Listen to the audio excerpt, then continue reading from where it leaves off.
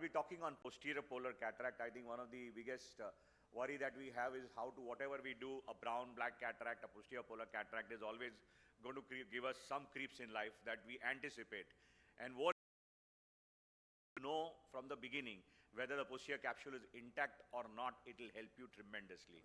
So looking forward, it's one of the safest way today that we can have. Which are the cases? I mean, we all know all these cases, bilateral. They generally present in the third, fourth decade, increase in size, strong adherence. But grading, light scattering, increased glare, when to do it. And most often than not, these patients come when they are 40, 45, that they want to do it. The career is still at the very precarious stage, and they have problems driving. Now, they have been carrying on their life, everything has been going smooth, and life has been going quite well. But when they start figuring out that going out in the sun, doing routine life, so what you really have to be careful here is the biggest problem that we have with the posterior polar. It can dip in and the posterior polar can give way. So long operative time, possibility of a nucleus drop, second posterior segment surgery. So I always tell my patients that this might be done in 2 stages. We'll try and do it in 1 stage, but this surgery might need a 2nd stage surgery. You have to prepare them from the beginning, and that's the most important part. So pre-existing amblyopia could also be there, and they are not even aware of it. So what are the ways out that we can have? Getting to do a good rhexis and a cylindrical pattern by which you can excavate the nucleus would make life a little more easier. Now look at that on the right side, your OCT is showing you that the posterior capsule is intact. You have the nucleus fragments done, you have a cylindrical kind of multiple cylinders which are made after the capsulotomy. You can plan your capsulotomy thinking that in case the posterior capsule ruptures and you have to put the lens, a 3-piece, in the ciliary sulcus, that also you will be able to manage provided your rhexis is intact. So that is important. Now look at this case. On the right side, if you see, the OCT shows that the posterior capsule is given way. So here I am quite aware that I am going to be in trouble. I have to plan my surgery, quite important, and I have to plan my cylinders that way. I have to reduce the pressure. I have to see every which way by which I keep the anterior hyaloid phase intact. And even while removing the epinucleus area and the posterior. So here, automatically what I can do is, I've done my rhexis. I know that I made it just the shape so that I can put in a lens, fairly simple. And you made those cylinders which are there. You got them excavated. You can remove them later. You got your LRIs also done, like Dr. Tityal just mentioned, those LRIs which are there, and your primary incision and the secondary incision. So this, hopefully your planning stage is done well, and you can manage to do it later.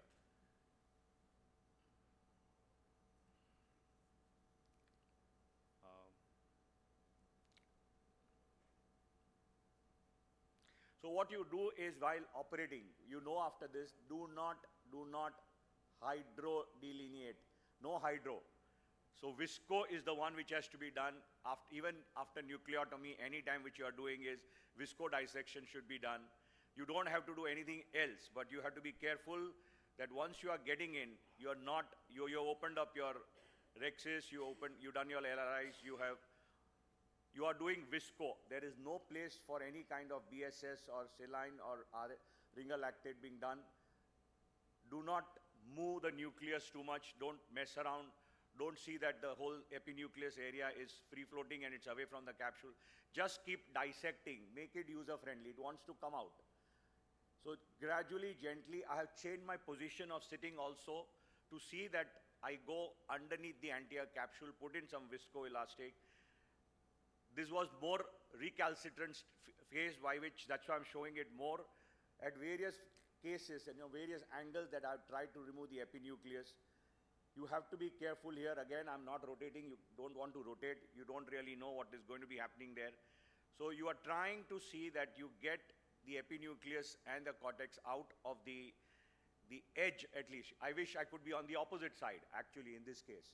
And I could fairly easily remove the epinucleus. Look at that. Have patience. It wants to come out. And you got your things there. You look at that. You almost feel that you have had a rupture in the posterior capsule. But it's not. It is your posterior polar which has come off. So fair enough, this was a case where I could do. But more interesting is the case when, you have a posterior polar which has already perforated, like I showed you this case, case which posterior pole has been perforated, and you have to be careful, pretty careful to see that you don't mess around too much. You got your incisions going, you plan it that way. As much as possible, viscodissection.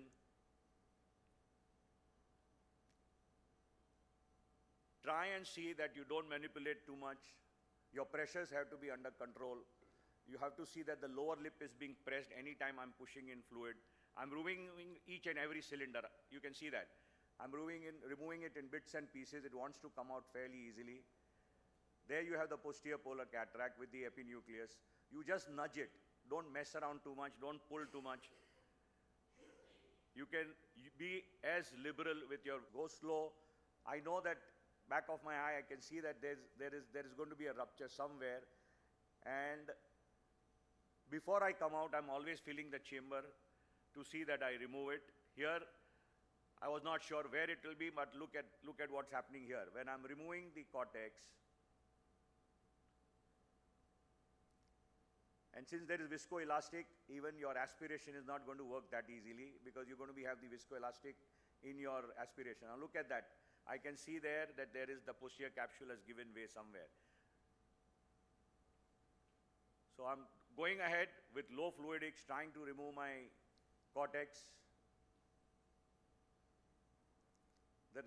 The anterior capsular axis is still very consistent. There is no vitreous phase which is come off. The anterior hyaloid is still intact. My pressures are low. I still have to be very patient, remove everything gently, cajole it out. And it's very respectful. If you respect tissues, the human tissues, they respect. Now look at that. Quietly the posterior capsule went down. There is no vitreous. It's a bimanual that I'm doing, so I have to change my hands. Here it was dry aspiration that I did. I did not have more fluidics getting in. I'm trying to do dry aspiration, which is again not very difficult. Loosen the cortex so that it becomes a little easier, because even if I have to put in a lens right now, it's not difficult later to remove this capsule, the cortex. So I'm loosening up the cortex as much as I can, gently and slowly. I had planned a multifocal for this patient, and the patient wanted a Vivity lens. So now that I've got on low fluidics, seeing that it's intact, there is no vitreous, I can still put in the lens in the bag. And well, that helps me. I don't really have to worry about anything else. So with your planning and anticipation and expectation, you could be fairly comfortable even if you know that the posterior capsule has given way, and you can manage it. Now, these are various other cases. I don't want to waste your time. So point to be given is that the journey begins in planning at every simple step right from the beginning. The anticipation is most important. What to do, what not to do. A good rhexis, a good amount of patience, going slowly, don't be in a hurry. And gradually as you are going, and you think you cannot, but well, if you have planned and you go slowly, take your time, see your side ports are there, you see the pressures are okay. It's a question of time before you really get into your destination. And well, you just make it. It's just that your confidence has to be there. Do all possible things to reach where you want to reach. And you anticipate. This is a very interesting thing which I learned, how it is. You anticipate at every stage what can go wrong. These are things which can go wrong. That's the most important part at every stage. Where will you anticipate problems is what is going to help you in future.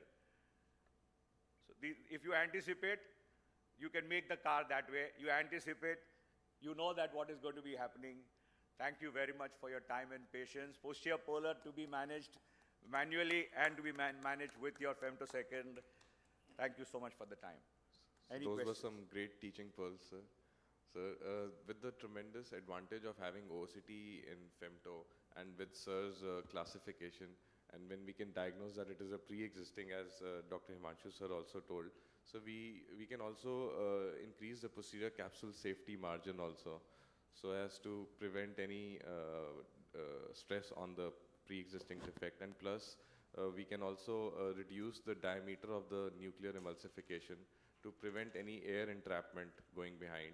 So these are a couple of things, and we can, of course, sir. So what is your preferred Rexis size in Femto for a pre-existing PPC?